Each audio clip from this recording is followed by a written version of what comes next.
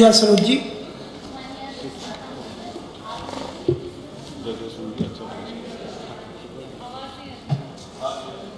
नियम 56 के तहत बेरोजगारी पर अपनी बात रखने का अवसर दिया, इसके लिए मैं आपको बहुत बहुत धन्यवाद करती हूँ।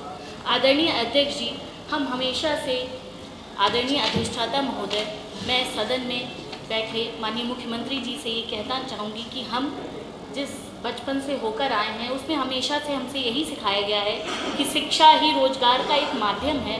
शिक्षित हो तब रोजगार मिलेगा, सम्मान मिलेगा। लेकिन पीरियोडिक लेबर फोर्स सर्वे की रिपोर्ट 2023-24 के अकॉर्डिंग बिना पढ़े लिखे लोगों में रोजगार 59.6% है, जबकि स्नातक और उससे अधिक शिक्षित लोगों में रोजगार 57.5% है। यानी कि 2%, 2.1% ज़्यादा रोजगार बिना पढ़े लिखे लोगों के पास है। वहीं दूसरी तरफ अगर इंडिया एम्प्लॉयमेंट रिपोर्ट की 2024 के अकॉर्डिंग हम देखें तो कम पढ़े लिखे युवाओं में बेरोजगारी दर वो 3.2% है सर, और उच्च शिक्षित वर्ग में बेरोजगारी दर 28.7% है। इन आंकड़ों को देखते हुए बस दो बातें समझ में आती हैं कि या तो हमारी शिक्षा व्यवस्था उतनी अच्छी नहीं है कि हम वो नौकरियां पा सकें, और दूसरी बात ये आती है कि किस तरह से सरकार उन नौकरियों को नहीं निकाल रही है जो जिम्मेदारी है सरकार की। मान्यवर, मैं एक दलित परिवार से आती हूँ और हम हमेशा पीडीए की, हमारे राष्ट्रीय अध्यक्ष आदरणीय अखिलेश यादव जी हमेशा पीडीए परिवार की बात करते हैं। हमें यही कहा गया है कि शिक्षित होने के बाद ही हमें नौकरी मिलेगी, समाज में सम्मान मिलेगा। माननीय अधिष्ठाता महोदय, मैं कहना चाहूँगी कि हम दलितों को सिर्फ नौकरी का ही सहारा है समाज में सम्मान पाने के लिए। उसी के तहत ना हमारे पास ज़मीनें हैं, ना हमारे पास कुछ अधिक, हमारे पेरेंट्स ने उतना कुछ किया है कि हमें सम्मान मिले, ना हमारी जाति ऐसी है। मान्यवर, हमें सिर्फ नौकरियों का सहारा है, और नौकरियों में यदि सरकार का देखा जाए आंकड़ा तो जितनी भी इन्होंने भर्तियां निकाली हैं सब में पेपर 2017 दरोगा भर्ती पेपर लीक, 2018 में UP PCSL paper leak, UP PSSSC lower subordinate paper leak, UP PSSC tubular operator paper leak, UP आरक्षी नागरिक पुलिस पेपर लीक, ग्राम विकास अधिकारी 2018 पेपर लीक, प्राइमरी स्कूल सहायक अभ्यर्थी भर्ती पेपर लीक 2018, 2021 में UPSC CPET परीक्षा पेपर लीक, यूपी TET परीक्षा paper leak, UP forest guard paper leak, 2021 UP सहायक प्राप्त स्कूल शिक्षक पेपर लीक, 2024 में यूपी पुलिस भर्ती पेपर लीक, 2024 में ARO पेपर लीक। मान्यवर, जितनी भी भर्तियां निकली हैं उसमें सब में पेपर लीक हुए हैं, और जो परीक्षाएं हो चुकी हैं जिनको उत्तीर्ण कर लिया गया है अभ्यर्थियों द्वारा वो पेंडिंग पड़ी हुई हैं। 2013 की प्रधानाचार्य एडिक माध्यमिक विद्यालय जो है न्यायालय में लंबित है, उसकी नियुक्तियों का भी इंतजार हो रहा है। 2015 में राजस्व निरीक्षक, उसकी भी नियुक्तियों का इंतजार हो रहा है मान्यवर। 2017 में परिवहन निरीक्षक, इसकी भी नियुक्तियों का इंतजार हो रहा है। 2018 की प्राथमिक शिक्षक भर्ती, इसकी भी नियुक्तियों का अभी इंतजार है। सहायक अध्यापक राजकीय विद्यालय नियुक्तियों में अभी लंबित है। असिस्टेंट प्रोफेसर राजकीय माध्यमिक विद्यालय अभी नियुक्तियों में लंबित है। खंड शिक्षा अधिकारी अभी पेंडिंग हैं। 2018 सहायक सांख्यिकी अधिकारी अभी पेंडिंग हैं। वन दरोगा अभी पेंडिंग हैं।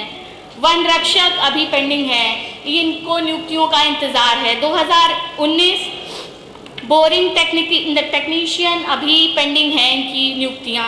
2020 में प्रवक्ता राजकीय इंटर कॉलेज अभी पेंडिंग है। 2020 खंड शिक्षा अधिकारी अभी पेंडिंग है। 2069,000 वाली शिक्षक भर्ती, उसमें अभी न्यायालय में लंबित है मामला। अभी मॉर्निंग में ही शिक्षा माननीय मंत्री जी बता रहे थे कि हम किस तरह से कॉपरेट कर रहे हैं, जबकि सर्वोच्च न्यायालय ने सिर्फ 3 माह का इनको समय दिया था, उसमें से भी कई माह निकल चुके हैं और अभी तक उसमें वो पेंडिंग ही चल रही है, क्योंकि सरकार उस तरह से प्रबलता से अपनी दावेदारी नहीं रखती है सर्वोच्च न्यायालय में। मान्यवर, इन सब चीज़ों से ये पता चलता है कि किस तरह से सरकार युवाओं को रोजगार देने में न सक्षम है और न ही उसकी मंशा है। मान्यवर, एक भर्ती के अकॉर्डिंग हम देख सकते हैं जो रेलवे सुरक्षा भर्ती की दी गई थी, सब सुरक्षा रेलवे की सुरक्षा भर्ती, उसमें आईएएस भर्ती के एक पद के लिए मान्यवर 3,402 दावेदारी पेश की गई थी। इससे पता लगाया जा सकता है कि कितनी ज़्यादा बेरोजगारी है। सबको रोजगार की डिमांड है, सभी नौकरियों के इच्छुक हैं, पर सरकार जो रिक्त पद हैं उसको भी भरने में सक्षम नहीं है, क्योंकि सरकार की ये मंशा नहीं है। आपकी बात आ गई।